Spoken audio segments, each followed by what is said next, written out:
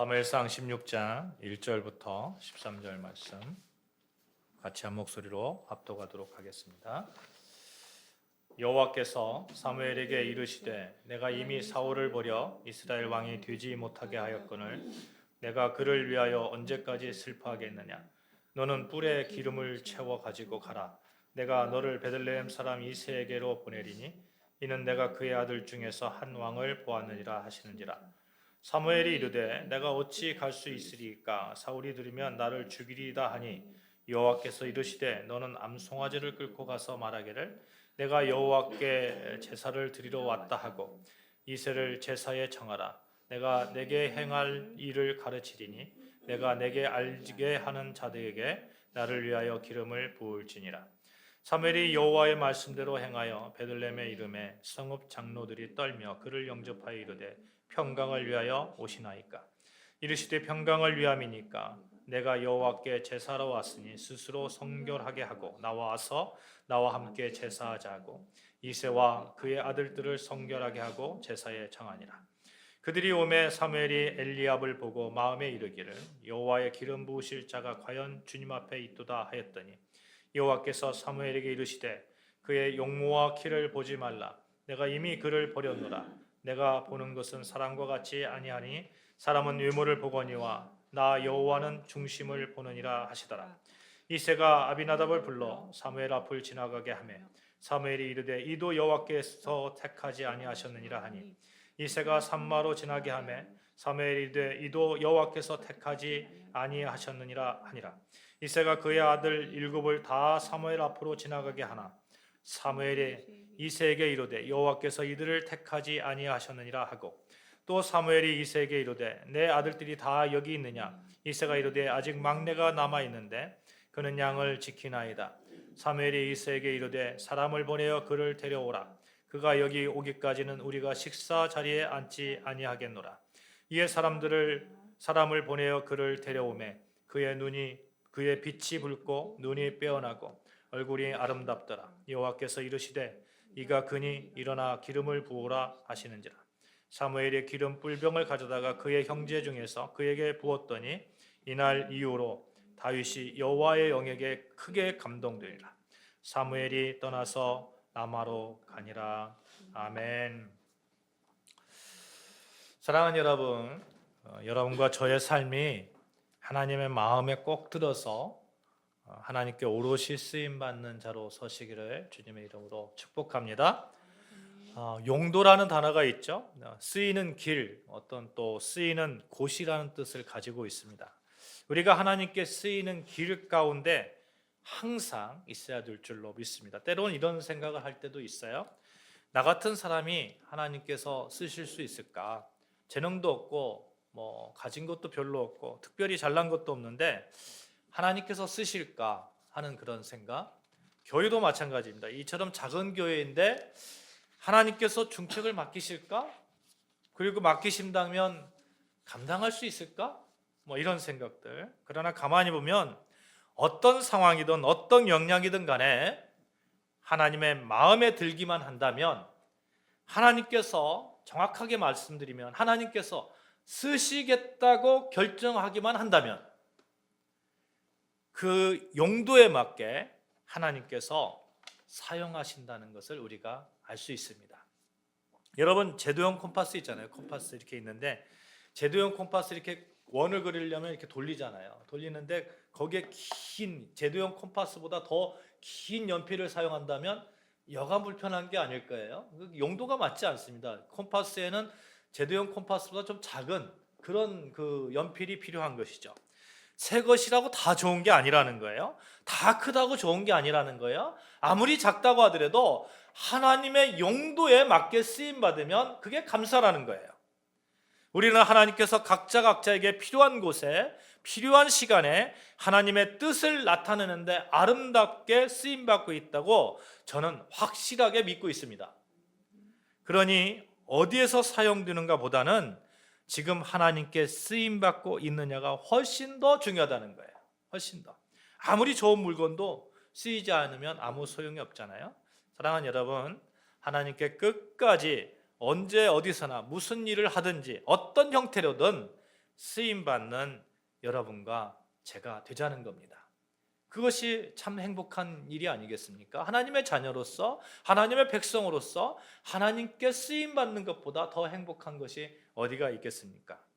저는 오늘 오후 시간에 저희 노예 교회 가서 말씀을 전합니다. 그 교회가 이제 50년이 됐는데 50주년을 맞이해서 은퇴 권사님도 계시고 또 장로님도 새로 세우시고 안수집사님도 새로 세우시고 이런 과정을 이런 그 행사를 가는데 임직 예배를 갔는데 거기에 은퇴 장로님이 한 분 계시는데 거의 90에 가까웠어요. 90에. 그럼에도 불구하고 활동하시는 거 보면 여전히 교회에서 막 아주 충성되게 일을 열심히 하십니다. 교회가 설립 50주년인데 한결같이 그 교회에서 충성하면서 그 모습을 보면서 감사패를 이렇게 드리기로 했어요. 근데 감사패가 맞습니까? 아니면 충성패가 맞습니까?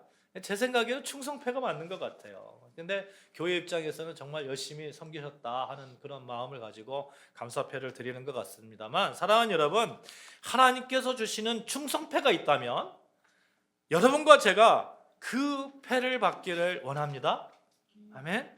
꼭 그렇게 되었으면 좋겠어요. 그렇게 하기 위해서 변함없이 끝까지 하나님께 쓰임 받아야 될 줄로 믿습니다. 그래야만 충성패를 받을 수 있기 때문에 그렇습니다. 또한 하나님의 사랑을 받으며 일함의 행복을 누릴 수 있기 때문에 그렇습니다. 하나님의 사람으로 하나님께 쓰임 받는 것만큼 행복한 일이 어디가 있겠습니까? 그러면 우리가 이런 질문을 해볼 수 있을 것 같아요. 내가 하나님께 끝까지 쓰임 받으려면 나는 어떤 자로 서 있어야 될까 하는 겁니다. 따라해 봅시다. 하나님의 마음에 합한 자가 되자. 시작. 하나님의 마음에 합한 자가 되자. 정말 그렇습니다. 하나님의 마음에 든 자가 되어야 하나님께서 쓰실 거 아니에요? 여러분, 직장에서 상사가 불신하는 직원에게 일을 중책을 맡길까요? 그렇지 않을 겁니다. 행여 맡겼다가 배신하고 회사에 해를 끼칠까 두려워서라도 불신하는 자에게는 절대로 중요한 일을 맡기지 않습니다. 상사가 중요한 일을 맡기는 사람은 정해져 있어요. 상사의 마음에 들어야 하고 생각하는 방향이 같아야 되는 거예요. 그래야 회사가 원하는 방향으로 일을 하기 때문에 그렇습니다. 일을 열심히 했는데 회사의 정책하고 전혀 딴판인 그런 일을 해가지고 그리고 회사에 반대되는 그런 손해를 입힌다면 그 일이라는 것은 그냥 하나마나가 하는 것이 아니고 도리어 안 하는 것이 더 낫잖아요. 또 의리라는 것이 있어야 됩니다. 절대로 배신하지 않는다는 그런 믿음이 있어야 이 직원에게 중요한 일을 맡기는 거예요. 마찬가지죠. 하나님 앞에 충성되이 쓰임 받고자 하는 자는 하나님께 신뢰를 보여드려야 됩니다. 우리의 믿음을 보여드려야 되고 성실함을 보여드려야 됩니다. 하나님만을 의지하는 겸손함을 보여드려야 됩니다. 그래야만 하나님의 마음에 그냥 합한 자가 되어서 그렇게 하나님께서 쓰시는 자로 설 수 있지 않겠습니까? 성경을 보면 그렇게 하나님께 신뢰를 얻은 사람이 이 오늘 본문에 나오는 다윗이라는 사람이에요. 사실 다윗이라는 사람은 처음에는 그저 양치기에 지나지 않았습니다. 그러나 그가 하나님께 신뢰를 얻고 하나님의 마음에 합한 자로 서 있으니까 하나님은 어떻게 보면 가장 약한 자를 들어서 정말 위대하게 이스라엘 역사에 위대하게 하나님의 그런 그 계획 가운데 위대하게 쓰임 받는 그러한 자로 하나님께서 세우신 것이죠. 프랑스의 사상가 루소가 이런 말을 했어요.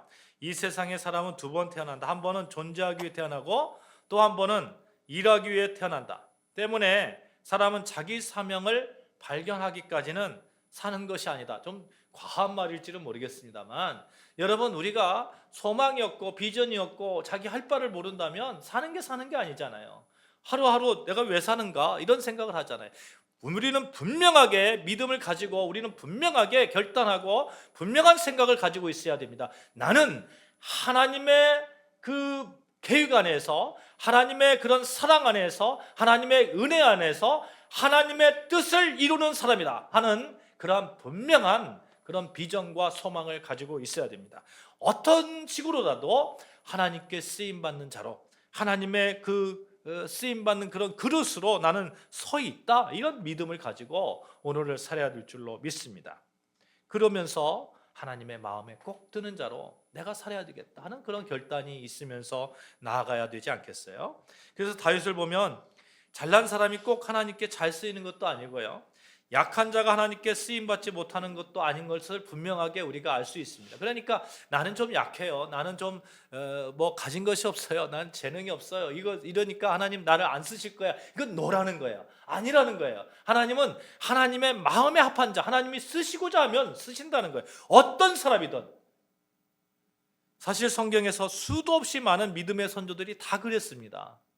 지식인 엘리트도 있었지만 어부도 있었고 양치기도 있었고 세리도 있었습니다. 장사꾼도 있었고요. 수없이 많은 직업들 가운데, 그리고 지식의 유무를 떠나서 병든 자든 건강한 자든 가난한 자든 부한 자든 그것이 문제가 전혀 되지 않았어요. 하나님이 누구를 들어 쓰셨느냐는 단 한 가지의 판가름 났습니다.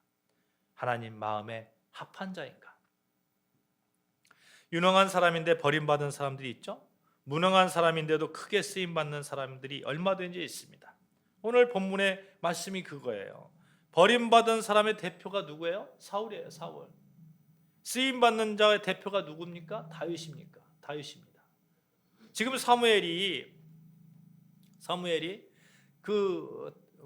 하나님께서 이제 지난 시간에 사무엘이 사울에게 뭐라고 했어요? 하나님이 너를 버렸다 이렇게 말씀했잖아요. 그러니까 하나님께서 또 이제 새로운 자를 이렇게 세우려고 하나님께서 보내는 거예요. 그 가운데 사무엘이 무서운 거예요. 내가 혹시 그쪽 가다가 들키면 어떻게 할까? 사울이 나를 죽이려고 할 텐데. 근데 하나님께서 걱정하지 말라. 제사 드리는 것처럼 해라 하면서 보내시잖아요. 오랜 세월이 지난 후에 신약에 가서 사도 바울이 이런 말씀을 합니다. 사울을 폐하시고 다윗을 왕으로 세우시고 증거하여 가라사대 내가 이새의 아들 다윗을 만나니 내 마음에 합한 사람이라 내 뜻을 다 이루게 하리라. 내가 그를 쓰겠다는 거예요. 하나님께서 그렇게 쓰겠다고 하니까 사울의 위협 앞에서도 사무엘을 보내는 겁니다. 보내서 기름 붓게 하는 거예요. 분명하게 기록되어 있죠. 내 마음에 합한 사람이라. 그래서 우리는 하나님의 마음에 합한 자가 되기 위한 그 여정에 힘을 다해야 될 줄로 믿습니다.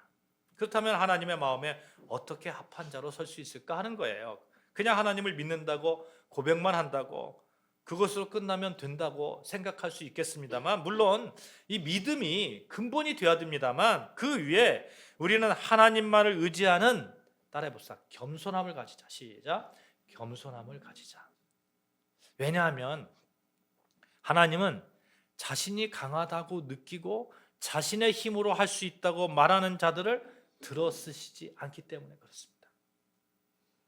고린도전서 1장 27절 말씀 제가 봉독해 드리겠습니다. 그러나 하나님께서 세상에 미련한 것들을 택하사 지혜 있는 자들을 부끄럽게 하려 하시고 세상에 악한 것들을 택하사 있는 것들을 패할 것이니 이는 아무 육체도 하나님 앞에서 자랑하지 못하게 하려 하심이라.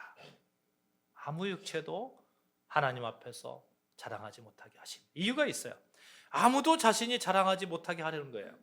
내가 잘나서 일이 잘 됐어, 내가 똑똑해서 한 거야, 내가 경제적으로 여유가 많아가지고 내가 그렇게 한 거야, 이걸 세운 거야, 그러면 그 영광은 누가 가져가는 거예요? 내가 가져가는 거죠. 내가.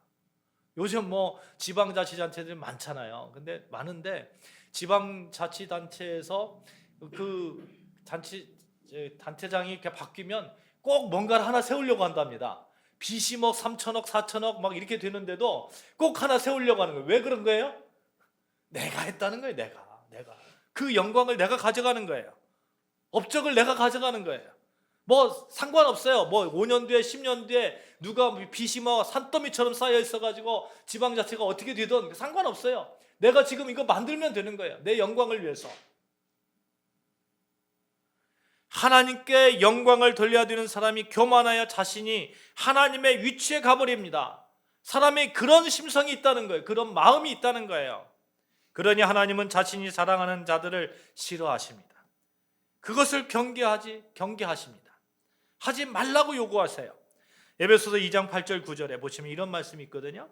너희는 그 은혜로 인하여 믿음으로 말미암아 구원을 받았으니 이것은 너희에게서 난 것이 아니요 이것은 너희에게서 난 것이 아니요 하나님의 선물이라. 행위에서 난 것이 아니니 이는 누구든지 자랑하지 못하게 함이라. 누구든지 자랑하지 못하게 합니다. 왜요? 하나님의 영광을 가리기 때문에. 그러므로 하나님은 철저하게 하나님 앞에서 겸손한 자를 들어 쓰시는 것을 보게 줍니다. 사울이 사무엘의 이랫동안 기다리는 말을 거역하고 하나님이 하지 말라는 것, 제사장이 드릴 수 있는 그런 제사를 자신이 들었어요? 자신이 해버렸어요? 무엇입니까? 교만이 그냥 하늘을 향하는 거예요. 하늘을 치솟는 거예요. 하늘까지. 이 사건으로 사울은 하나님께 버림을 받았습니다. 이제 사무엘은 하나님의 명령을 따라서 새로운 기름 부음 받을 자를 찾기 위해서 이새라는 사람의 집으로 갑니다. 오늘 본문의 말씀, 이때 이새는 일곱 아들과 함께 몸을 성결하게 하고 사무엘 앞에 섰어요. 그러나 이 일곱 아들이 다 지나가도록 하나님의 응답은 내가 택하지 않았다는 겁니다. 내가 택하지 않았다. 사무엘은 보기에 정말 괜찮은 사람이 있었던 것 같아요. 사무엘이. 우리 6절 한번 볼까요? 그들이 오매 사무엘이 엘리압을 보고 마음에 이르기를 여호와의 기름 부으실 자가 과연 주님 앞에 있도다 하였더니, 엘리압이라는 사람을 보면서, 이새의 아들 엘리압이라는 사람을 보면서 이야 진짜 대단하다, 정말 대단하다. 겉모습이 괜찮은 거예요. 겉모습이 저 사람 왕으로 세우면 괜찮을 것 같아요. 하나님이 아니라는 거예요. 그때 사무엘이 묻기를 내 아들이 다 여기 있느냐? 이새의 대답이 사무엘상 16장 11절 말씀 기록되어 있죠. 아직 막내가 남아있는데 그는 양을 지키나이다. 여기 막내라는 말은 단순히 형제서열상 막내라는 말은 아니에요. 그런 뜻도 있습니다만 사람들 앞에서 약자라는 뜻을 갖고 있어요. 약자라는 뜻. 그러나 하나님은 그를 택한 거예요. 왜일까요? 그가 단순히 약자이기 때문에 그렇습니까? 아닙니다. 다윗은 자신이 막내임을 알았어요. 자신이 약하다는 것을 알았어요. 그래서 언제나 교만하지 않았던 거예요. 자신의 힘으로 나아가지 않고 하나님의 힘을 빌려서 나아갔습니다. 하나님만이 하신다는 것을 다윗은 늘 말씀하고 있어요. 말하고 있어요. 철저하게 자신의 약함을 드러냈고 하나님을 붙드는 사람이었습니다. 막내가 남았는데 그가 양을 지키나이다. 아버지 이새의 입장에서는 아들들 다 데려다 놓고 7명 다 데려다 놓고 여기 안에 있겠지, 막내는 좀 아닌 것 같아, 이런 생각을 했을 수도 있어요. 막내도 마찬가지예요. 다윗도 나는 내가 좀 약한데, 내가 가진 것도 없고 아직 어리고 그런데 내가 거기에 낄 그런 사람도 아닌데, 그러면서 양치러 가는 거죠. 그만큼 그가 교만과는 거리가 멀다는 것입니다. 교만하지 않은 자, 그리스도의 능력이 함께합니다. 자신이 어떠한 일을 업적을 남겨도 절대로 자신의 자랑거리로 삼지 않습니다. 고린도후서 12장 9절 말씀 제가 봉독해 드리겠습니다. 나에게 이르시기를 내 은혜가 내게 족하도다. 이는 내 능력이 약한 데서 온전하여 짐이라 하시니라. 그러므로 크게 기뻐함으로 나의 여러 약한 것들에 대하여 자랑하리니 이는 그리스도의 능력이 내게 머물게 하려 함이라. 그리스도의 능력이 내게 머물게 하려 하려면 어떻게 해야 된다고요? 나의 약한 것을 자랑하는 거예요. 나의 약한 것을. 하나님, 제가 이렇게 약합니다. 하나님, 제가 이렇게 약합니다. 하나님 도와주세요. 하나님의 능력이 필요합니다. 이런 기도가 나올 수밖에 없잖아요. 그런 자에게는. 강한 자라고 여기는 자가 기도할 수 있을까요? 얼마나 교만하기 쉽습니까? 내가 다 할 수 있다고 합니다. 강한 자가, 정말 교만하지 않은 자, 제가 존경합니다. 존경합니다. 그런 자가 여러분 되시기를 주님의 이름으로 축복합니다. 강한 자면서 약한 자, 그런 자 멋지잖아요. 약한 자는 한없이 겸손해질 수밖에 없습니다. 하나님의 도움을 구할 수밖에 없고, 그래서 우리는 내가 세상 속에서 아무리 강하더라도, 아무리 지식을 많이 갖고 있더라도, 아무리 내가 경제적으로 부하더라도 하나님 앞에 보면 나는 정말 약하고 약한 자입니다 하는 그런 믿음의 고백들이 늘 있어야 돼요. 그 믿음의 고백으로 매일 하나님 날 도와주시옵소서. 내가 약할 때에도 하나님 나를 돌봐주시옵소서. 내가 세상 속에서 강하다고 느낄 때에도 세상에서 강하지 내가 하나님 앞에 강합니까? 아니잖아요. 하나님 앞에서는 난 늘 약한 자인 거예요. 늘 약한 자. 그러니 사랑하는 여러분, 우리가 약하면 약할수록 더욱 힘을 낼 수 있는 이유가 있는 거예요. 하나님이 함께 하시기 때문에, 성령님이 더욱 도와주시기 때문에 우리는 끝까지 하나님 앞에 겸손하게 서 있어서 끝까지 하나님께 쓰임받는 자로 서야 되겠다 하는 것입니다. 다윗은 그렇잖아요. 다윗은 늘 하나님의 능력을 구하잖아요. 자기가 강하다고 생각하면 하나님의 능력 구하겠어요? 골리앗 앞에 나아갈 때 내가 나가지 뭐 이렇게 생각하겠죠. 근데 하나님께서 나를 도와주시니까 내가 나간다. 이렇게 겸손히 바탕에 되면 하나님께서 일을 맡겨주실 때에 최선을 다해서 그 일을 감당할 거예요. 왜냐하면 나는 약하지만 하나님께서 이 일을 맡겨주셨는데, 나는 부족하지만 하나님께서 맡겨주셨는데, 하나님께서 능력을 주실 것인데 내가 최선을 다해서 내가 이 일을 맡아서 해야지. 다윗을 보십시오. 형제들은 다 자기 일 뒷전에 두고 사무엘 앞에 서 있는데 다윗은 자신의 일, 양치는 일에 최선을 다하고 있는 모습을 보이잖아요. 하나님은 오늘 또 자신이 맡은 자리에서 최선을 다하는 사람을 쓰십니다. 하나님께서는 무식한 자도 쓰시고 무능한 자도 쓰시고 죄가 많은 자도 쓰시는데, 그러나 책임감 없는 사람은 쓰시지 않는 것 같아요. 사랑하는 여러분, 하나님께 끝까지 변함없이 쓰임받고 싶으십니까? 그렇다면 우리에게 맡기신 그 일을 묵묵하게 감당하는 겁니다. 묵묵하게. 아무도 안 알아줘도 지금 맡겨진 일이니 겸손함으로 하나님께 충성하며 감당하는 것이죠. 다윗이 양을 칠 때 최선을 다했는데, 양을 칠 때 이런 방법으로 쳤다고 그래요. 그게 이제 유대 전승에 나오는 그런 다윗의 양치는 그런 특징인데, 다윗은 그 양을 칠 때 약한 자부터 이렇게 먹였다는 거예요. 약한 자부터. 그리고 강한 자는 나중에 먹였다고 그렇게 합니다. 우리 집에 고양이가 3마리 있잖아요. 3마리. 이 3마리가 있는데 제일 강한 자는 강한 고양이는 모찌라는 그 애예요. 아주 오래됐고 그리고 통통하고 제일 강해요. 제일 약한 자는 길거리에서 주워온 그런 그 짱구라는 막내예요. 막내. 제일 약해요. 근데 밥을 먹는 거 보면 잠깐만 희한해요. 이게 3개를 이렇게 놓잖아요. 3개를 놓으면 이 막내 짱구가 여기서 먹고 여기서도 먹고 여기서도 막 돌아가면서 먹어요. 그러면 모찌는 가만히 있어요. 가만히 있다가 이게 얘가 돌아다니다가 자기 걸 딱 찾아서 먹으면 그때 쓱 가가지고 자기 걸 먹어요. 이게 강한 자의 여유 아닐까요? 약한 자를 돌보는 마음 아닐까요? 그는 양을 공의와 자비로 돌봤습니다. 다윗은 그랬던 거예요. 사랑하는 여러분, 양을 치는 그런 모습을 보면서 하나님을, 이 다윗을 사랑하잖아요.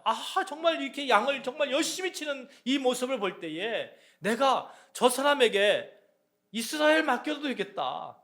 저 다윗에게 내가 이스라엘 맡겨도 되겠다 하는 그런 그 하나님의 결단이 있었잖아요. 사랑하는 여러분, 하나님의 심판대 앞에 심판의 기준이 무엇일까요? 내게 맡겨진 작은 일에 충성했느냐 하는 겁니다. 바로 여기에 다윗이 하나님으로부터 쓰임받는 이유가 있었던 거예요. 그가 양을 지키나이다. 형님들이 다 떠나간 그 자리에 혼자 양을 지키고 있는 그 모습, 이런 다윗의 중심을 하나님께서는 보셨던 것입니다. 16장 7절 같이 봉독하겠습니다. 다시 16장 7절 시작. 여호와께서 사무엘에게 이르시되 그의 용모와 키를 보지 말라. 내가 이미 그를 버렸노라. 내가 보는 것은 사람과 같지 아니하니 사람은 외모를 보거니와 나 여호와는 중심을 보느니라 하시더니. 그러니까 다윗이 이 엘리압이라는 사람에 비해서 용모와 뭐 키가 출중했겠어요? 안 했겠어요? 아마 안 했을 거예요. 만약에 그렇다면 이 말씀 하셨겠어요? 훨씬 못 미쳤겠죠? 훨씬 못 미쳤음에도 불구하고 하나님은 중심을 보시는 하나님이시다. 근데 뭐 다윗이 그렇다고 해서 뭐 외모와 뭐 이런 것들이 썩 나쁜 것도 아니에요. 16절을 보시면 그 12절에 보면 그를 데려오니 그의 빛이 붉고 눈이 빼어나고 얼굴이 아름답더라 이렇게 말씀하는 거 보면 그래도 계속 괜찮았던 것 같아요. 사랑하는 여러분, 중심을 보시는 하나님, 그 중심에, 다윗의 중심에 무엇이 있습니까? 겸손과 충성이 있는 거예요. 겸손과 충성. 다윗의 중심에 무엇이 있는지 한번 보실까요? 그 본문을 넘겨서 한 장 넘겨서 사무엘상 17장에 보면 블레셋이 쳐들어와서 하나님을 모욕합니다. 쩔쩔매는 그런 상황 속에서 17장 37절에 여호와께서 나를 사자의 발톱과 곰의 발톱에서 건져냈은즉 나를 이 블레셋 사람의 손에서도 건져내시리이다. 다윗의 그런 고백입니다. 여기서 핵심이 무엇이에요? 내가 사자도 이기고 곰도 이겼습니다. 그러니까 나를 보내십시오. 이 얘기입니까? 아니면 여호와께서 나를 건지셨습니다. 여호와께서 나를 지키셨습니다. 사자에게서도 지키셨고 곰에게도 지키셨고 나를 건지셨습니다. 하나님 하십니다. 여호와 하나님이 하십니다. 그러니 이 블레셋 군대에게 있어서 여호와 하나님께서 지켜주실 것입니다. 이것입니다. 이 믿음입니다. 적장 골리앗 앞에 선 다윗의 말을 들어보십시오. 너는 칼과 창과 단창으로 내게 나아오거니와 나는 만군의 여호와의 이름 곧 내가 모욕하는 이스라엘 군대의 하나님의 이름으로 내게 나아가노라. 하나님의 이름으로 나아간다. 하나님의 능력으로 함께 나아간다는 거죠. 하나님의 이름으로. 이 세상 어떤 말보다 강력한 말 아닙니까?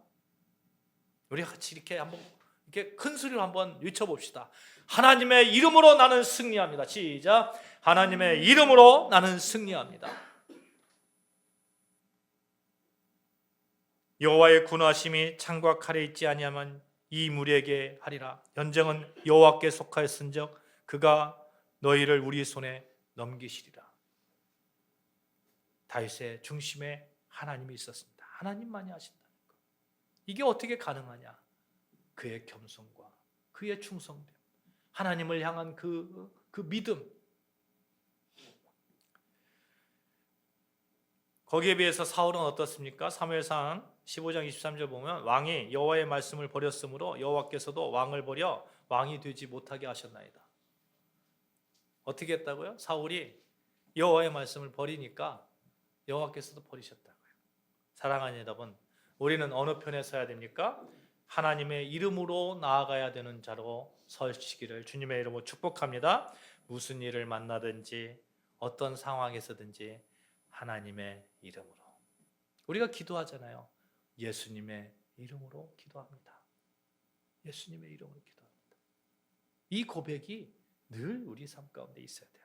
그런 자가 교만하지 않은 자예요. 그런 자가 충성되에 하나님 말씀 앞에서 서 있는 자들입니다.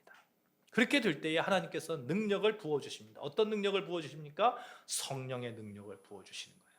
하나님의 영이 가득한 거예요. 16장 13절 말씀. 이날 이후로 다윗이 여호와의 영에게 크게 감동되니라. 여호와의 영에게 감동됐다는 말씀 무슨 말씀이에요? 하나님의 능력이 함께했다는 거예요. 사무엘상 18장 10절에 보시면 하나님의 성령이 사울에게 떠나고 악령이 사울에게 힘 있게 내림에 이런 말씀이 있거든요. 여호와의 영이 떠나면 악령이 들어오는 거예요.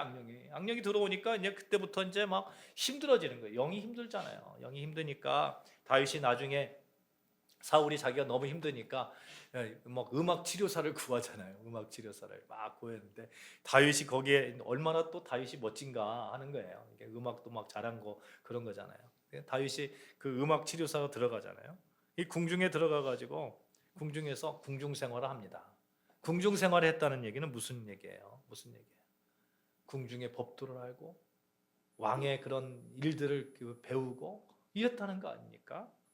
또 그 하나님께서 다윗을 어떻게 왕으로 이렇게 세우시는가 보면 뭐 정말 하나님 멋진 하나님이세요. 사울 임금의 그 미움을 받아가지고 막 도망 다니잖아요. 막 도망 다니는 그 기간이 무려 15년 가까이 되거든요. 그때 엔게디 굴, 뭐 이웃 나라 블레셋, 가드왕, 뭐 팔레스타인 산지, 평야, 사막 구석구석 다 돌아다니면서 도망 다닙니다. 그러면 이스라엘 왕으로서 모든 지역을 다 압니다. 왕으로서 그런 법도를 배우고 왕의 일들을 배우고 이스라엘 모든 지역들을 다 알게 하신 그 하나님, 정말 멋진 하나님 아니십니까? 그렇게 세우시잖아요. 하나님께서 하나님의 마음에 들면 하나님께서 그렇게 할 수 있는 사람으로 바꾸신다니까요. 그냥 어느 날 갑자기 너 왕 돼, 이게 아니라 왕을 하나님께서 마음에 드시니까 왕으로 세우시고 그 왕에 합당한 사람으로 하나님께서 교육시키잖아요. 사랑하는 여러분, 말씀을 맺겠습니다.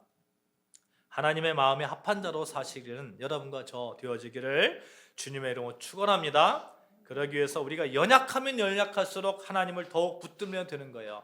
겸손하게 그렇게 맡겨진 일에 충성을 다해서 나아가면 성령 하나님께서 우리가 할 수 있도록 도와주시고 우리를 그런 자로, 그런 세움 받는 자로 하나님께서 교육시켜 주시고 그렇게 멋지게 우리를 써 주실 것입니다.